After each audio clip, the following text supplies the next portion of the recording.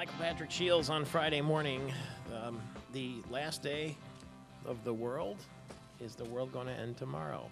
888-900-9966 is the number to call. What will you do with your last 24 hours? 6 o'clock tomorrow night, this guy says it's going to end. He's an evangelical, and he says it's going to end at 6 o'clock. 6 p.m., Harold Camping. He's 89 years old, and he's going to watch it on TV. That's what he said. Some kind of worldwide earthquake. I hope he's not right. Because you're going to be having your own sort of earthquake, if you will, on May 28th. RockingTheRoof.com is where you want to go. 4 free tickets to the Bob Seger Show at Van Andel Arena in Grand Rapids. It's on May 28th, but you have to register now at RockingTheRoof.com. Not only are you going to get 4 tickets to the show, you're going to get a limo ride to and from the show and a catered dinner on a rooftop high above Grand Rapids before the show, hosted by American Metal Roofs. So all you have to do is go to RockingTheRoof.com and register. There's no charge or anything like that.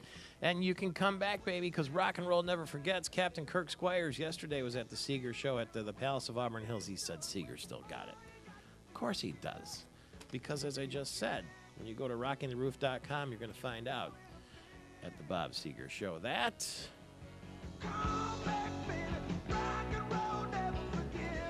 Okay, it was all smiles yesterday. We understand Governor Rick Snyder, Senate Majority Leader Randy Richardville, and the House Speaker Jace Bolger, all Republicans, announced a deal on budget targets more than 4 months ahead of last year's schedule. Today, we're doing a budget that's absolutely fiscally responsible and structurally sound, is what Governor Snyder said. If you go through the details of the budget, you'll see there are no accounting gimmicks, no one-time funds, and we're paying down balance sheet liabilities. Here is the governor in his own words yesterday. I think we did a good job of compromise, coming together, and getting the answer that's best for our citizens. You know, not everybody thinks so. This is Senate Democratic leader Gretchen Whitmer. So yes, I'm glad you've negotiated amongst yourselves to hurt schools less, but that's not good enough. Lieutenant Governor Brian Calley on the other end of our line this morning. Good morning to you. Good morning. Great to be with you, Michael Patrick. Well, thank you very much. Will we look back on this date as historic in the state of Michigan, do you think?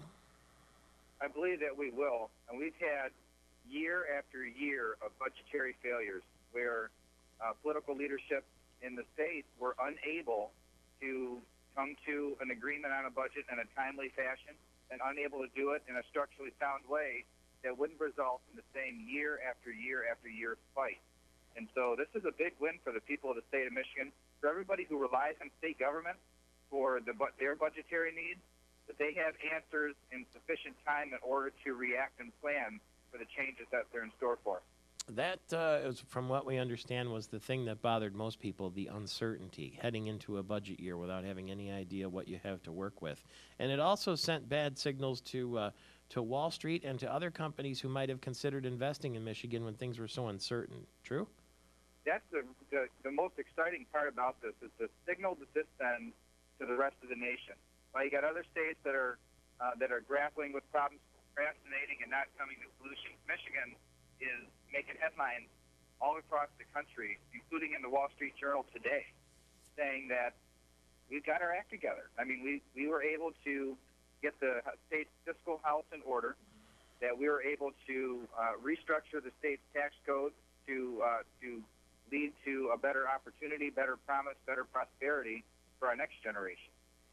You heard Senator Whitmer say that the crack was kind of sideways in that you negotiated with yourselves, meaning that one of the reasons probably you were able to get this passed early or agreed to early is that there's a Republican House, Republican Senate, Republican governor. That's fair enough, isn't it?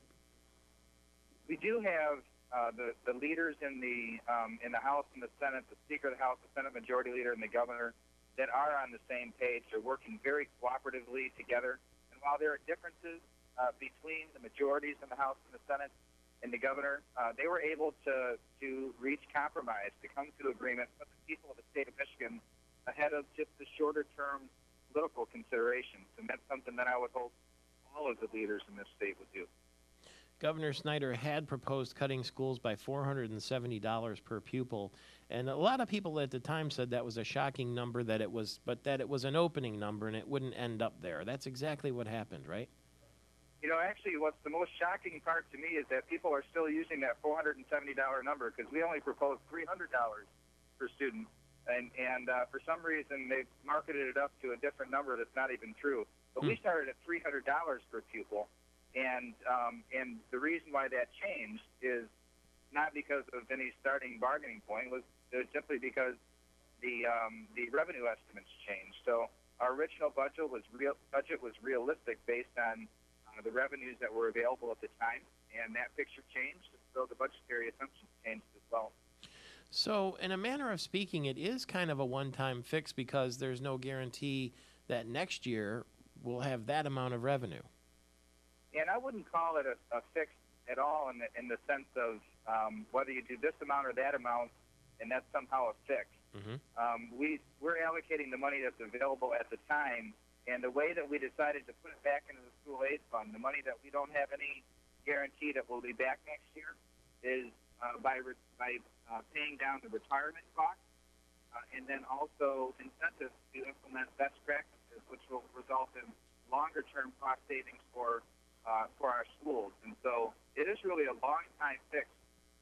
Some of the money that is not reoccurring, we look at it and say, we can't build it structurally into our cost system, but we can use it to lower our future costs, and that's what we decided to do.